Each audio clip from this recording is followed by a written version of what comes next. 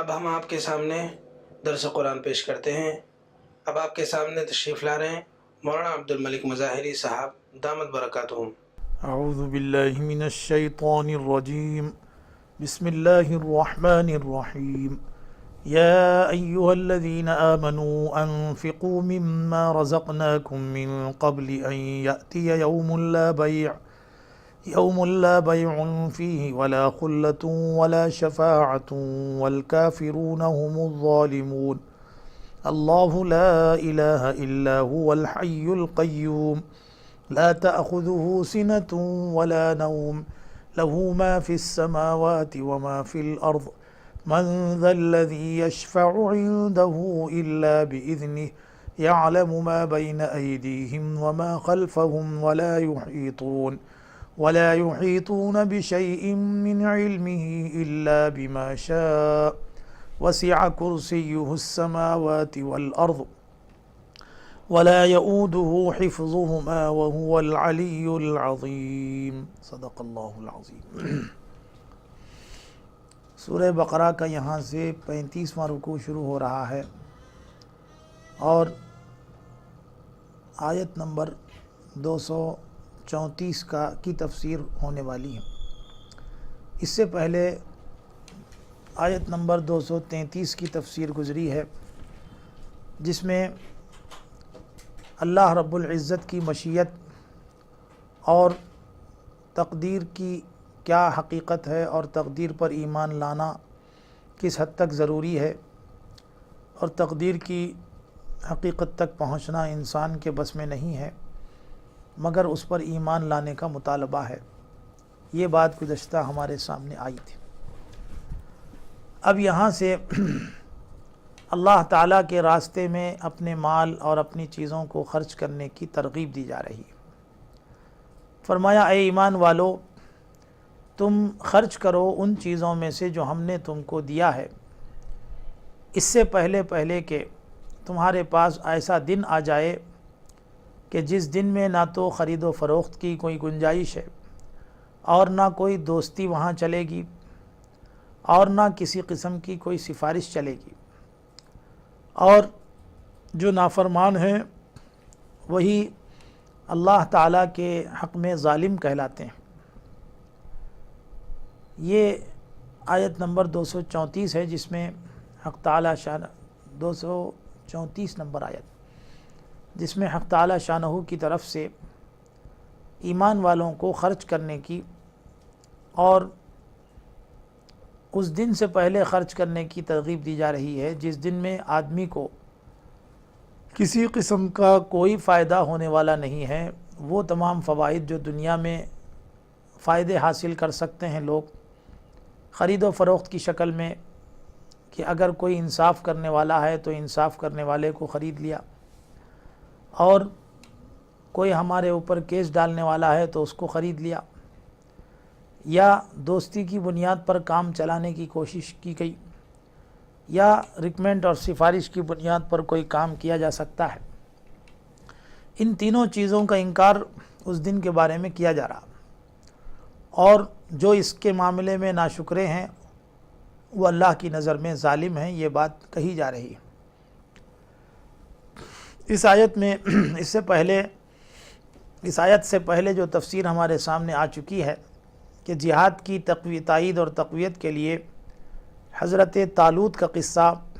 اور ان کے مد مقابل جالوت نام کا جو دشمن تھا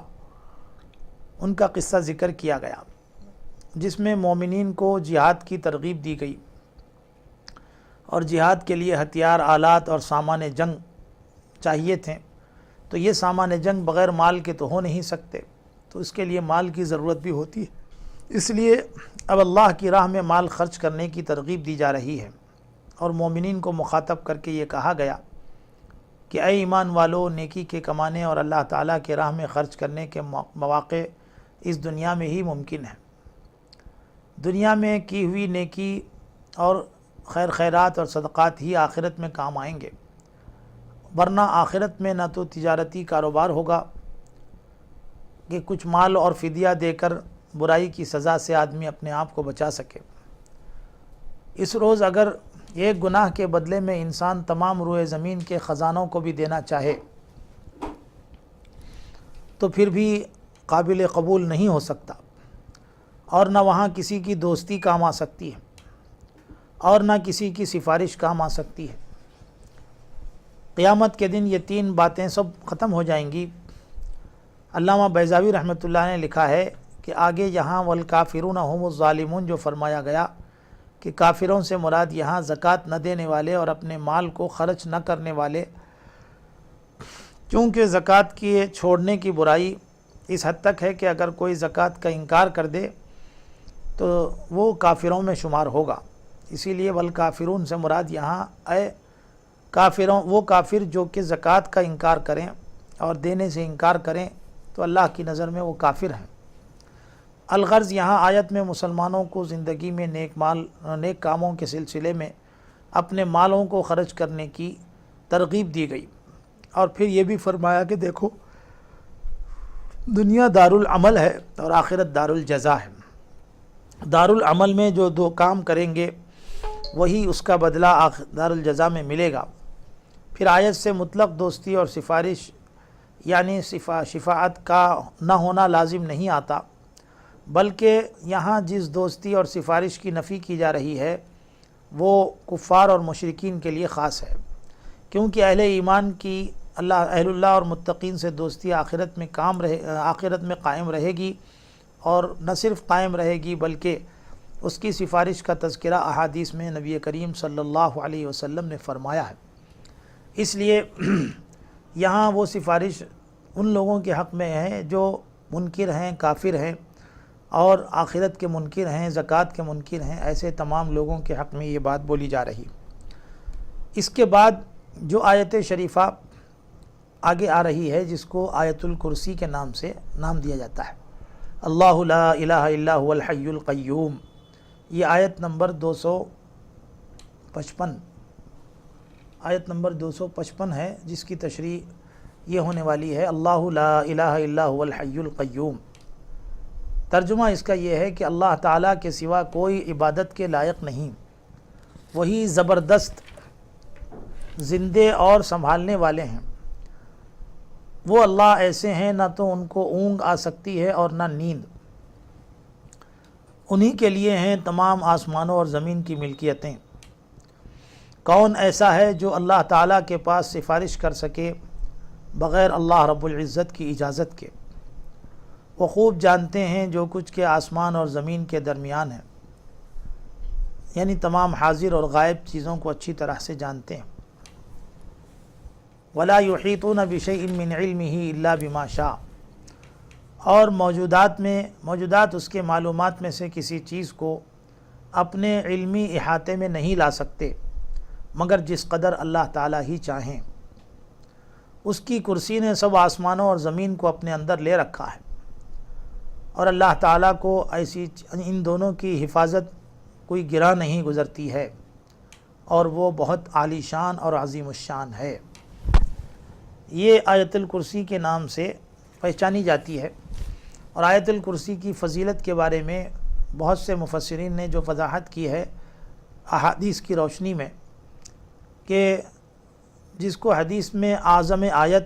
یعنی اللہ تعالیٰ کی کتاب میں سب سے بڑی آیت شمار کیا گیا ہے، مقام اور مرتبے کے اعتبار، الفاظ کے اعتبار سے بڑی نہیں بلکہ مقام اور مرتبے کے اعتبار سے آیت بڑی ہے، کیونکہ اس میں حق تعالیٰ شانہ نے اپنی توحید ذاتی اور صفات کمالات کو ذکر کیا ہے، اور اپنی توحید پر متعدد عقلی دلائل کو بھی اس میں پیش فرمایا ہے۔ ایک روایت میں حضرت علی رضی اللہ تعالی عنہ سے مروی ہے، فرماتے ہیں کہ میں نے رسول اکرم صلی اللہ علیہ وسلم کو لکڑی والے منبر پر ٹھہر کر کہتے ہوئے یہ سنا کہ جو شخص ہر نماز کے بعد آیت الکرسی پڑھے گا تو اس کو موت کے سوا کوئی چیز جنت میں جانے سے نہیں روک سکے گی۔ اور موت کا ذکر اس لیے فرمایا کیونکہ موت ہی دنیا میں آدمی کو روکے رکھے ہوئے ہے، اور جنت موت کے بعد ہی ملنے والی ہے۔ اور جو شخص پھر یہ فرمایا آیت الکرسی کو سوتے وقت پڑھے گا، اللہ تعالیٰ اس کے اور اس کے پڑوسیوں کے اور جتنے مکانات اس کے مکان کے اطراف ہوں گے، اس آیت الکرسی کی وجہ سے اللہ تعالیٰ سبھی کو امن میں رکھیں گے۔ مشکوٰۃ شریف اور بیہقی میں یہ روایت آئی ہے۔ پھر اور ایک روایت جو اس فضیلت سے متعلق ہے، حضرت ابو ہریرہ رضی اللہ عنہ سے مروی ہے، فرماتے ہیں کہ رسول اکرم صلی اللہ علیہ وسلم نے یہ ارشاد فرمایا، سورہ بقرہ میں ایک آیت ہے جو تمام آیات قرآن کی سردار ہے، اور وہ آیت الکرسی ہے۔ جس گھر میں یہ پڑھی جائے گی شیطان اس سے نکل جاتا ہے۔ الغرض، اس آیت کی فضیلت کو مد نظر رکھتے ہوئے یہ بات ضروری ہے کہ ہر مسلمان اس کو اچھی طرح سے دل میں بٹھائے اور یاد رکھے۔ اور اس آیت میں یاد رکھیے کہ 10 جملے ہیں۔ اس آیت کی اہمیت اور فضیلت کے مد نظر ہر جملے کی تفسیر علیحدہ ہونی چاہیے، کیونکہ اللہ تعالیٰ کا اس میں تعارف ہے، اور ہم دنیا میں پیدا ہی کیے گئے حق تعالیٰ کی بندگی کے واسطے۔ چنانچہ سورہ ذاریات میں حق تعالیٰ نے ہمارے پیدا کیے جانے کے مقصد کو واضح فرمایا، وما خلقت الجن والانس الا لیعبدون، کہ میں نے انسانوں اور جنات کو بنایا ہے صرف اس وجہ سے کہ وہ میری عبادت کریں۔ جب اللہ تعالیٰ کی عبادت ہی کے لیے انسان کو بنایا گیا تو عبادت کا سمجھنا اور عبادت کس بنیاد پر کی جاتی ہے اس کو معلوم کرنا، یہ اصل مقصد ہوا۔ پہلے علم ہے اور بعد میں عمل ہے۔ تو آیت الکرسی بھی علم کے راستے سے ہمارے لیے ضروری ہے کہ جب تک حق تعالیٰ کی کبریائی اور اس کی عظمت شان اور اس کا علو و مرتبت ہونا معلوم نہیں ہوگا، اس وقت تک اللہ رب العزت کی قدر و منزلت ہمارے دل میں کیسے بیٹھے گی؟ اس لیے اس آیت الکرسی کی تشریح کو اس انداز میں سمجھنا چاہیے۔ فرمایا اللہ لا الہ الا ہو، پہلا جملہ یہ آیت الکرسی کا ہے۔ اس کے معنی اور مطلب وہی ہیں جو لا الہ الا اللہ کے مطلب اور اس کے معانی کے مطلب ہیں، یعنی حق تعالیٰ کے سوا کوئی معبود نہیں ہے۔ گویا اس میں کلمہ توحید کا اقرار ہے، اور بتانا یہ ہے کہ اللہ رب العزت کے سوا کوئی ایسی ہستی نہیں ہے جو عبادت اور بندگی کے لائق ہو، اس بنیاد پر کہ ہم سب کا خالق اور مالک وہی ہے، وہی پالنے والا، وہی روزی دینے والا، وہی مارنے والا، وہی جلانے والا۔ بیماری اور تندرستی، امیری اور غریبی، ہر طرح کا بناؤ اور بگاڑ سب اسی کے قبضے میں ہے، حتیٰ کہ نفع اور نقصان بھی سب اسی کے قدرت میں ہے۔ اس کے سوا زمین و آسمان میں جو ہستیاں سمجھی جاتی ہیں، چاہے وہ انسان ہوں یا فرشتے ہوں، سب اس کے بندے ہیں اور اسی کے پیدا کیے ہوئے ہیں۔ کوئی اس کی خدائی میں شریک نہیں ہے، اور نہ اس کے حکموں میں الٹ پلٹ کا کسی کو اختیار ہے، نہ اس کے کاموں میں کسی کو دخل دینے کی مجال ہے۔ مشکلوں اور مصیبتوں اور اپنی تمام حاجتوں میں اسی سے التجا اور دعا کی جائے، اور جب وہی حقیقی مالک الملک ہے اور احکم الحاکمین ہے تو ضروری یہ بات ہے کہ اس کے ہر حکم کو ماننا بھی چاہیے۔ پھر اس میں لفظ اللہ کی تشریح اس سے پہلے بھی سورہ فاتحہ میں الحمدللہ کے تحت میں گزری کہ اللہ کا لفظ یہاں اس میں ذات ہے،